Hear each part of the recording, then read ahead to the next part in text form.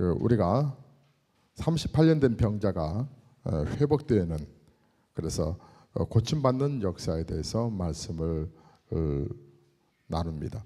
1절에 보면 그 후에라고 하는 단어로 시작됩니다. 그 후에 유대인의 명절이 있어. 그 후에라고 하는 헬라어 원어가 메타타우타인데, 그것은 이 일들 후에 그 말입니다. 그러니까 상당히 시간이 많이 지났다라고 하는 경과를 나타내는 말인데, 유대인의 명절이라 그러면 유월절을 상징합니다. 유월절은 유대인들의 절기 중에 가장 대표적인 절기이고요. 또 겨울이 지난 다음에 맞는 첫 번째 큰 절기인데, 근데 요한복음은 예수님께서 예루살렘에 올라가신 일들을 증거합니다. 그런데 마태복음이나 마가복음이나 누가복음에는 이 사건에 관한 부분들이 생략되어 있습니다.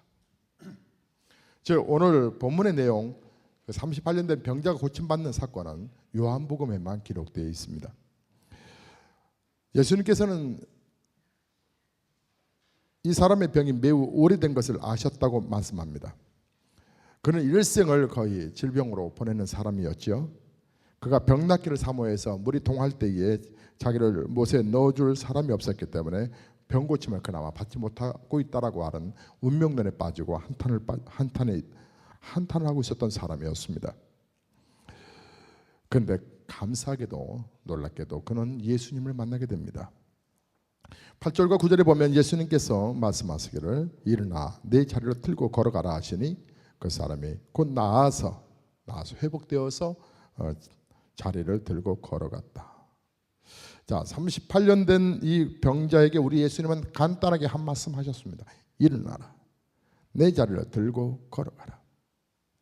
그것은 38년의 투병 생활을 끝나게 하는 치료의 말씀이셨는데, 그런데 그 병자는 그 말씀대로 그대로 믿고 즉시 고침을 받았다. 그리고 그동안 자기가 들고 있었던 이 거적대기를 들고 그런 걸어가게 되었다. 그는 38년 동안 아마 눕는 것이 익숙했을 사람이에요. 그죠? 그런데 예수님의 신적 능력으로 예수님의 말씀이 그를 새로운 인생으로 살게 하셨습니다.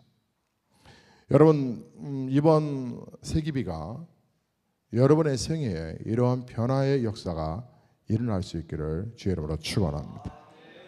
그동안에 묶여있는 부분들이 풀어지는 역사가 일어나기를 주의 이름으로 축원합니다. 예수님께서 그 병자에게 단순히 단 한마디, 일어나라. 내 자리를 들고 걸어가라. 일어나라. 걸어가라.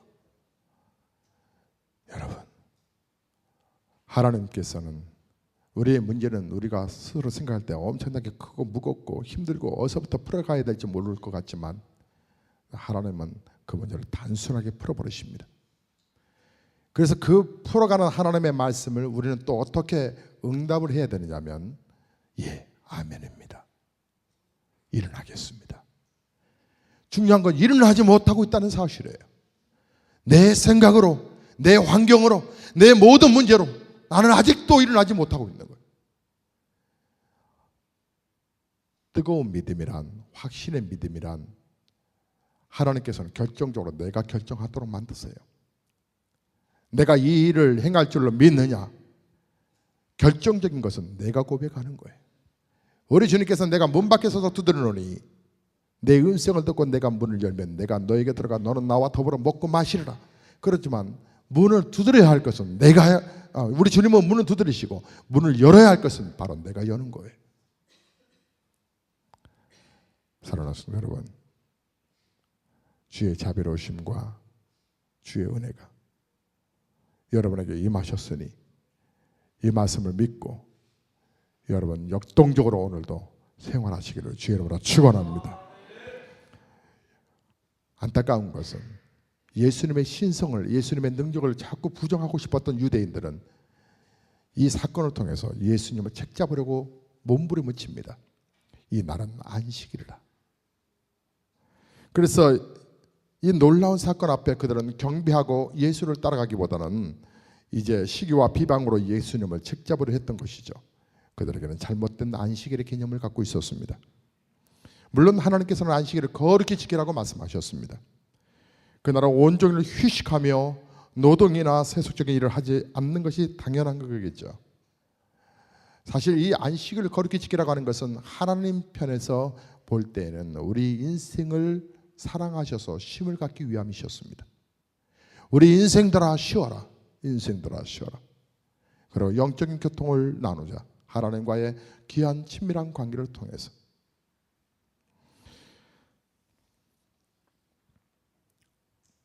하지만 그들은 안식일에 예수님이 병자를 고쳤다고 하는 것이 일이다. 일이다. 그리고 이 병자가 안식일에 자리를 들고 간 것도 일이다. 이들은 스스로가 안식일을 더 잘 지키겠다고 하는 생각에 의도해서 그들은 새로운 스스로의 법조항을 만들었습니다. 그래서 안식일에는 몇 킬로 이상 가면 안 되고, 그리고 굳이 그 길을 갔다 와야 된다고 하면 전날, 안식일 전날 미리 갔다 오는 거예요. 미리. 그렇게끔 안식일을 잘 지키려고 했지만 사실은 그것이 올무가 되고 있었습니다. 그래서 안식일이 안식이 아니라 오히려 그들에게는 무거움이 있었던 것이죠. 여기 38년 된 병자가 고침을 받아 자리를 들고 일어나 가는 것은 안식일을 사실 범하는 일이 아니라, 그는 오히려 안식일에 베데스다 목가에서 비등비등 움직이며 그곳에서 그 살아남겠다고 발버둥치는 것보다 그는 예루살렘에 올라가서 그 안식일에 하나님을 경배했던 것이 더 훌륭한 일이었을 거예요. 그러나 이 사람이 걷는 것 앞에 그를 회복시켜 주신 예수님에 대해서 감사하긴커녕 예수를 죽이려고 그들은 일삼고 있습니다. 그런데 15절부터 쭉 말씀을 이어서 밑에를 보면 15절에 이렇게 시작합니다. 그 사람이 유대인들에게 가서 자기를 고친 이는 예수라 하니라. 그는 너무나 감격스러웠던 것 같아요. 그런데 그러므로 안식일에 이러한 일을 행한다 하여 유대인들이 예수를 핍박하게 된지라. 예수께서 저희에게 이르시되 내 아버지께서 이제까지 일하시니 나도 일한다 하시매.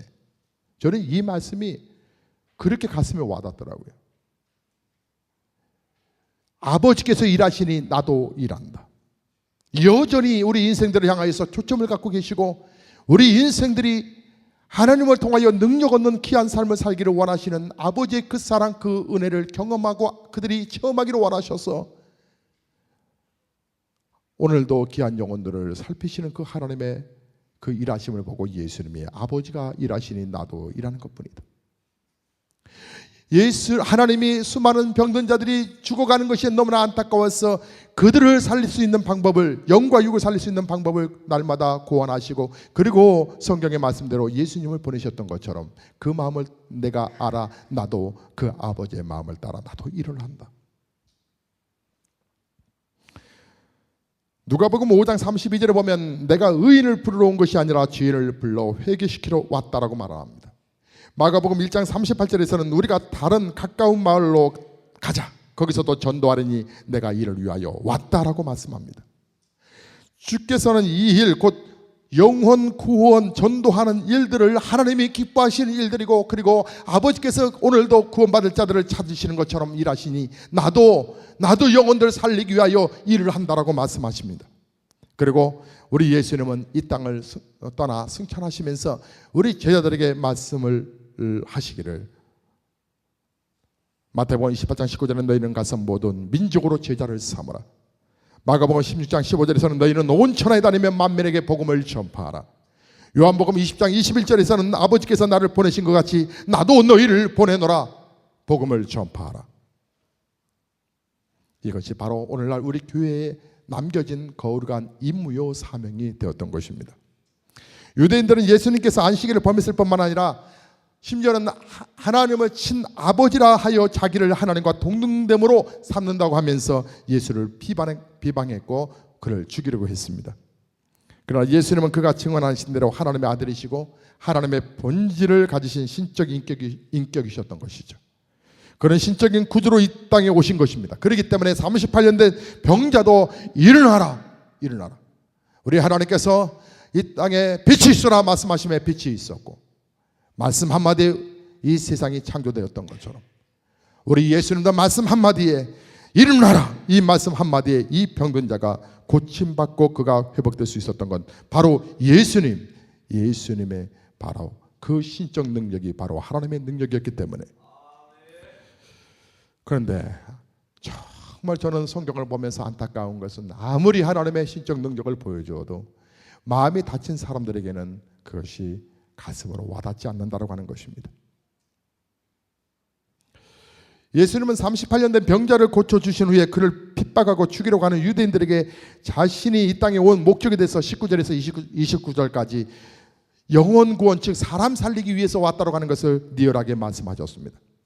그래서 24절의 말씀을 보면, 자 24절 다 함께 읽겠습니다. 내가 진실로 진실로 너희에게 이르노니 내 말을 듣고 또 나 보내신 이를 믿는 자는 영생을 얻었고 심판에 이르지 아니하나니 사망에서 생명으로 옮겼느니라. 영원한 참 생명을 얻는 방법에 대해서 말씀하고 계십니다. 영원한 참 생명을 얻는 방법은 예수 그리스도의 말씀을 듣고 그를 보내신 이 곧 하나님 아버지를 믿는 것이다. 예수님의 말씀을 듣는다라고 하는 말도 단지 귀로 듣는 것을 의미하지 아니하고 그의 말씀을 받아들이고 믿고 순종함을 얘기하고 있는 것입니다. 어떤 사람에 대한 믿음은 그 사람의 인격을 믿을 뿐만 아니라 또한 그의 말을 믿는 것입니다. 예수 그리스도를 믿는 것도 그의 인격을 믿는 것과 동시에 그의 말씀을 믿는 것입니다. 예수 그리스도의 말씀과 하나님을 믿는 자는 무엇을 얻는다? 영생을 얻는다. 얻었다라고 하는 헬라어 원어는 소유하고 있다라고 하는 뜻입니다. 믿는 자는 이미 영생을 소유한 자이다. 그래서 심판을 받지 않는다는, 정죄를 받지 않는다라고 하는 뜻이라고 하는 것이죠.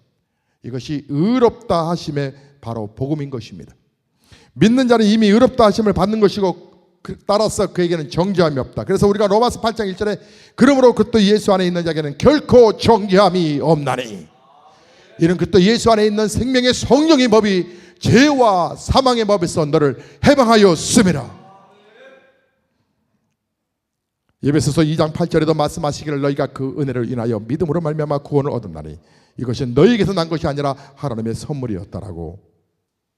그래서 예수님께서 25절에 보면 진실로 진실로 너희에게 이르노니, 얼마나 요한복음 5장이 중요했던지 예수님은 24절에도 같은 단어를 내가 진실로 진실로 너희에게 이르노니, 25절에도 진실로 진실로 너희에게 이르노니, 이 말은 너무나 중요한 메시지이기 때문에 계속적으로 24절과 25절에 강조하시기를 죽은 자들이 하나님의 아들의 음성을 들을 때가 오나니 곧 이때라 듣는 자는 살아나리라.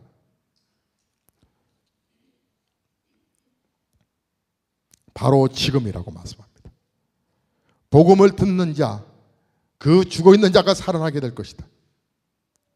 그래서 26절과 27절에 아버지께서 자기 속에 생명이 있음같이 아들에게도 생명을 주어 그 속에 있게 하셨고 또 인자됨을 인하여 심판하는 권세를 주셨다. 본절은 하나님의 아들의 음성을 통해 다시 살아나는 것이 가능한 이유를 증거하고 있는 거예요. 그 이유는 생명의 원천이신 하나님 아버지께서 아들에게도 생명을 주셨고 또 사람됨을 인하여서 심판 권세도 주셨기 때문에, 그래서 하나님의 아들 예수 그리스도께서는 사람이 되셔서 구원받을 만한 모든 사람들의 죄를 짊어지시고 대리적인 어떤 형벌을 받으심으로 대속의 사역을 성취하셨다. 그가 한 사람으로서 많은 사람들의 모든 죄를 대속할 수 있었던 것은 그가 단순히 사람이 아니요 신성을 가지신 하나님의 아들이셨기 때문에, 그의 대속 사역을 통해 그는 사람들의 죄를 용서하시고 의롭다 하시고 영원한 생명을 줄 수 있게 된 것이다라고 말을 합니다. 이 일에 대해서 우리 예수님은 28절과 29절에 기이 여기지 마라 이렇게 말씀합니다. 모든 속에 있는 자가 다 그의 음성을 들을 때가 오나니 선한 일을 행한 자는 생명의 부활로 악한 일을 행한 자는 심판의 부활로 나올 것이다. 하나님의 아들의 사람, 예수님께서 하시는 두 번째 단계가 뭐냐면 장차 있을 몸의 부활을 얘기하고 있는 거예요. 우리는 몸의 부활을 믿거든요. 우리 그리스도께서 다시 재림하시는 그날 우리는 영광 중에 부활할 줄로 믿습니다. 그리고 30절부터 47절까지는 예수 그리스도에 대해서 좀 더 구체적으로 증거하는 증거의 내용들이 나옵니다. 예수님께서는 자신에 대한 증거들에 대해서 말씀하신 이후에 유대인들이 그를 믿지 않는 이유에 대해서 이렇게 대언해서 말씀하십니다. 30절에 내가 아무것도 스스로 할 수 없노라. 듣는 대로 심판하노니 나는 나의 원대로 하려 하지 않고 나를 보내신 이의 원대로 하려는 고로 내 심판은 의롭다라고. 그 앞에 21절에서 예수님께서는 자신이 원하는 자들을 살리신다라고 말씀하셨습니다. 그것은 그가 주권자이심을 증거하셨습니다. 그러나 본절에서는 그는 내가 아무것도 스스로 할 수 없다라고 말씀합니다. 그것은 얼른 보면 앞의 말씀과 모순된 것 같이 보여지지만 실상은 그렇지 않습니다. 왜냐하면 본절에서 예수님께서는 단지 자신이 아버지 하나님과 하나이심을 증거하시는 것이기 때문에, 예수님은 주권적 하나님이시지만 항상 아버지와 일치되게 행동하신다. 아들은 아버지의 뜻에 줄거이 복종하신다. 그러므로 그의 심판은 항상 바르고 정당하다. 하나님의 심판이 공의롭듯이 예수 그리스도의 심판도 그러하다라고 하는 얘기입니다. 그래서 31절과 32절에 내가 만일 나를 위하여 증거하면 내 증거는 참되지 아니하되 나를 위하여 증거하시는 이가 따로 있으니 나를 위하여 증거하시는 그 증거가 참인 줄 아노라. 예수님은 지금 단지 자신에 대해 주관적 증거를 하시는 것이 아니라고 하는 얘기예요. 사람이 만일 단지 자신이 자기를 위하여 증거할 뿐이라면 그의 증거는 객관성이 없기 때문에 참되지 못할 거예요. 그러나 예수님에 대해 증거하시는 이가 따로 있다. 그 증거는 참되다. 예수님은 이때 하나님 아버지의 증거를 의미하셨던 것이죠. 하나님 아버지께서 그가 세례를 받으실 때 친히 증거하셨거든요. 마태복음 3장 16절과 17절에 예수께서 세례를 받으시고 곧 물에서 올라오실 때 하늘이 열리고 하나님의 성령이 비둘기같이 내려 자기 위에 임하심을 보더니 하늘로서 소리가 있어 말씀하시되 이는 내 사랑하는 아들이요 내 기뻐하는 자라 하시니라. 증거, 그 증거가 있었거든요. 예수님은 좀 더 강력하게 나아가십니다. 33절과 35절의 말씀을 보면 너희가 요한에게 사람을 보내매 요한이 진리에 대하여 증거하였느니라. 그러나 나는 사람에게서 증거를 취하지 아니하노라. 다만 이 말을 하는 것은 너희로 구원을 얻게 하려 함이라. 요한은 켜서 비치는 등불이라. 너희가 일시 그 빛에 줄거이 있기를 원하거니와. 여기서 요한은 세례 요한을 얘기하는 거예요. 세례 요한은 진리 혹은 그 진리 테알레타이, 즉 예수 그리스도에 관한 진리를 증거하셨습니다. 예수께서 요한을 언급한 것은 그가 사람으로서 증거를 취하기 위해서가 아니고 유대인들로 구원을 얻게 하기 위함이었습니다. 많은 유대인들이 요한을 선지자로 여겼었지요. 요한은 그들에게 켜서 비추는 등불과 같았고 유대인들은 그 빛을 기뻐하였었습니다. 바로 그 요한이 예수님에 대하여 증거하기를 그는 세상 죄를 지고 가는 하나님의 어린 양이시며, 우리가 요한복음 1장에서 우리가 봤어요. 1장 29절에 성령으로 세례를 베푸시는 자이시며, 요한복음 1장 33절에 말씀하셨어요. 하나님의 아들이시다. 요한복음 1장 34절에 요한이 증거를 했어요. 그래서 36절에, 오늘 본문의 36절에 보면 내게는 요한의 증거보다 더 큰 증거가 있으니 아버지께서 내게 주사 이루게 하시는 역사 곧 나의 하는 그 역사가 아버지께서 나를 보내신 것을 나를 위하여 증거하는 것이요. 요한의 증거가 분명하였지만 예수님께서는 요한의 증거보다 더 큰 증거가 자신에게 있다고 말씀하십니다. 그것은 하나님 아버지께서 그에게 주셔서 이루게 하실 일들, 즉 그가 행하실 일들을 가리킨다라고 하는 그 말씀을 하고 계십니다. 그 일들은 아버지께서 그를 보내셨다라고 하는 것을 그를 위하여 증거할 것이다라고.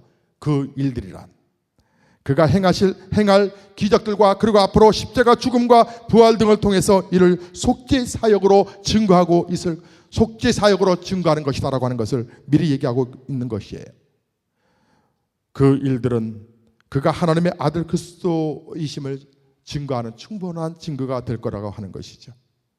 그래서 37절과 38절에 또한 나를 보내신 아버지께서 친히 나를 위하여 증거하셨다라고. 너희는 아무 때에도 그 음성을 듣지 못하였고 그 형용을 보지 못하였으며 그 말씀이 너희 속에 거하지 아니하니 이는 그의 보내신 자를 믿지 아니함이라. 예수께서는 또 그를 보내신 아버지께서 친히 그에 대해 증거하셨다라고 말씀합니다.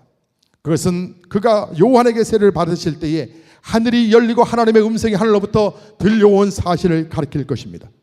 또 후에 그가 세 명의 제자들과 함께 높은 산에 올라가실 때에도 하나님께서 친히 음성으로 그에게 증거하셨던 것들을 상기시키고 있습니다. 그 내용이 어디 있어요? 마태복음 17장 5절에 나와 있어요. 그러면서 39절에 너희가 성경에서 영생을 얻는 줄 생각하고 성경을 상고하거니와 이 성경이 곧 내게 대하여 증거하는 것이다. 예수 그리스도에 대한 또 하나의 증거가 구약 성경의 증거인 거예요. 그들은 신약 성경을 현재 들고 있지 않아요. 경건한 유대인들은 성경에서 영생을 얻는 줄 생각하고 성경을 자세히 연구했습니다. 성경은 사람들에게 어떻게 영생을 얻는가, 그것은 구주 예수 그리스도를 증거함으로써 그렇게 얻게 되는 것이다. 성경은 예수 그리스도에 관한 증거를 하고 있습니다. 누가복음 24장 25절과 27절에 이렇게 말씀하고 있습니다. 이르시되 미련하고 선지자들의 말한 모든 것을 마음에 더디 믿는 자들이여 그리스도가 이런 고난을 받고 자기의 영광에 들어가야 할 것이 아니냐 하시고 이에 모세와 및 모든 선지자의 글로 시작하여 모든 성경에 쓴 바 자기에 관한 것을 자세히 설명하시니라. 누가복음 24장 44절과 45절은 이렇게 말씀합니다. 또 이르시되 내가 너희와 함께 있을 때에 너희에게 말한 바 곧 모세의 율법과 선지자의 글과 시편에 나를 가리켜 기록된 모든 것이 이루어져야 하리라 한 말이 이것이라 하시고 이에 저희의 마음을 열어 성경을 깨닫게 하시고, 바울은 디모데후서 3장 15절에서 이렇게 말합니다. 또 너가 어려서부터 성경을 알았나니 성경은 능히 너로 하여금 예수 그리스도 안에 있는 믿음으로 말미암아 구원에 이르게 하는 지혜가 있느니라. 이와 같이 예수 그리스도에 대한 증거는 사중적인 것입니다. 사변적이고 그리고 객관적이고 분명하고, 사중적인 것이라고 하는 말에 조금 더 풀이를 해드리면, 첫째로 예수님은 하나님 자신이 하나님께서 증거하신 증거요. 둘째는 세례 요한의 증거이며, 셋째는 예수님께서 이루실 일들의 증거요. 넷째는 구약 성경의 증거이다. 그래서 예수 그리스도에 대한 증거에, 예수 그리스도가 하나님의 아들 메시아로서 예언됐던 그 예수 그리스도가 이 땅에 오신 것에 관해서 예수님은 요한복음 5장에서 이 38년 된 병자를 고치시고 본인이 어떤 사역을 위해서 오셨으며 나는 누구인가에 대해서 정확하게 말씀하고 계십니다. 하지만 예수님은 안타까우셔서 40절에서 이렇게 말씀합니다. 그러나 너희가 영생을 얻기 위하여 내게 오기를 원하지 아니하는도다. 나는 사람에게 영광을 취하지 아니하노라. 다만 하나님을 사랑하는 것이 너희 속에 없음을 알았노라. 나는 내 아버지의 이름으로 왔음에 너희가 영접하지 아니하나 만일 다른 사람이 자기 이름으로 오면 영접하리라. 아쉬워하고 속상하신 예수님, 예수 그리스도께서 이렇게 이런 여러 정황들과 더불어서 객관적으로 충분히 증거들이 이렇게 충분함에도 불구하고 유대인들은 예수 그리스도께로 나와 그를 믿기를 원치 않았다는 거예요. 그 까닭은 그들이 하나님을 사랑하지 않았기 때문에. 그래요, 사랑하지 않은 것들은 관심이 없는 거예요. 교회도 사랑하지 않으면 교회가 어떻게 흘러가는지 관심이 없어요. 내가 사랑하는 대상에 대해서 한번 여러분 생각해 보세요. 사랑한다면 관심이라는 거예요. 관심, 깊은 관심, 깊은 관심. 하나님을 사랑하지 않았기 때문이다. 그래서 그들은 하나님을 사랑하지 않았기 때문에 그들은 하나님의 이름으로 와서 하나님의 진리로 교훈하는 예수 그리스도를 영접하지 않았다라고. 만일 다른 사람이 자기 이름으로 와서 자기의 사상으로 교훈했다라고 한다고 하면 사람들은 그를 영접했을 것이다. 하나님께서 버리신 자들 가운데서는 오히려 이단들이 영접을 받았다라고 하는 것을 얘기하고 있는 거예요. 하나님을 사랑하지 않는 자는 하나님을 사랑하지 않는 자는 결코 예수님을 바르게 믿을 수가 없다. 역설적으로 말하면 하나님을 사랑한다면 바로 그렇게 성경에서 고대했던 메시아를 바라볼 때 그들은 영접했을 것이다. 그래서 44절에 너희가 서로 영광을 취하고 유일하신 하나님께로부터 오는 영광을 구하지 아니하니 어찌 나를 믿을 수 있느냐라고 한탄하십니다. 그들은 서로 영광을 위하여 유일하신 하나님께로부터 오는 영광을 구하지 않았기 때문에 믿을 수 없었다라고 예수님은 그들의 심령을 그대로 꿰뚫어서 지적하고 계십니다. 즉 유대인들은 인간적 세상적 영광을 구했던 것입니다. 그들은 인간의 칭찬과 세상적 자랑을 구하였습니다. 그것은 인간의 교만과 세상적 욕심에서 나오는 것이었습니다. 그러나 하나님을 믿고 따르는 길은 돈과 육신의 쾌락과 세상을 사랑하는 마음을 버리지 않고서는 갈 수 없는 길. 사람이 세상 사랑하는 마음을 버리지 않고서는 결코 예수님을 믿고 구원받을 수는 없다라고. 그래서 예수님께서 마태복음 16장 24절에 예수께서 제자들에게 이르시되 아무든지 나를 따라오려거든 자기를 부인하고 자기 십자가를 지고 나를 쫓을 것이라고. 누가복음 14장 33절에서는 너희 중에 누구든지 자기의 모든 소유를 버리지 아니하면 능히 내 제자가 될 수 없다라고. 예수님은 오늘 요한복음 5장 45절에서 47절에 내가 너희를 아버지께 고소할까 생각지 말라. 너희가 나를 이렇게 섭섭하게 대한다 해서 내가 고발하지는 않는다. 너희를 고소하는 이가 있으니 곧 너희를 바라는 자 모세니라. 모세를 믿었다면 또 나를 믿었으리니 이는 그가 내게 대하여 기록하였습니다. 그러나 그의 길도 믿지 아니하거든 어찌 내 말을 믿을 수 있겠느냐 하시니라. 이 메시지로 요한복음 5장을 마치십니다. 예수님께서는 자신이 그들을 아버지께 고소하지 않아도 그들이 바라고 의지하는 모세가 그들을 고소할 것이라고, 그들이 생각했던 그렇게 숭배했던 모세가 영접하지 않았던 것 앞에 화가 나 아버지요, 하나님 아버지요, 하나님께서 사랑하셔서 독생자 예수 그리스도를 이 땅에 보내셨는데 그 예수를 믿지 않는 이들을 가만히 내버려 두지 마십시오. 모세가 증거할 것이다. 또 만일 그들이 모세를 믿었다면 그들이 또한 그를 믿었을 것이라고 말씀하시면서, 왜냐하면 모세는 율법을 통해 그리스도에 대해서 증거하셨기 때문이라고 하신 것이지요. 모세의 율법에 있는 성막제도, 제사제도, 절기, 할례 등은 다 그리스도를 증거하는 그런 모양이었기 때문에. 그러나 유대인들이 모세의 글도 믿지 않고 있으니 어떻게 예수 그리스도를 믿겠느냐? 오늘날도 성경을 믿지 않는 자는, 성경을 신뢰하지 않는 자는 예수를 믿을 수 없다. 교회가 계속적으로 제자 훈련하는 이유가 뭐예요? 계속적으로 신앙 경륜이 있고 깊이가 있는 우리 장로님들을 붙들고 계속 말씀을 나누는 이유가 뭐예요? 우리 안수 집사님과 우리 권사님들 계속 공부를 했음에도 불구하고 계속적으로 공부하자고 하는 이유가 뭐예요? 바로 우리가 신앙이 더 견고해지기 위해서. 이제 말씀을 정리합니다.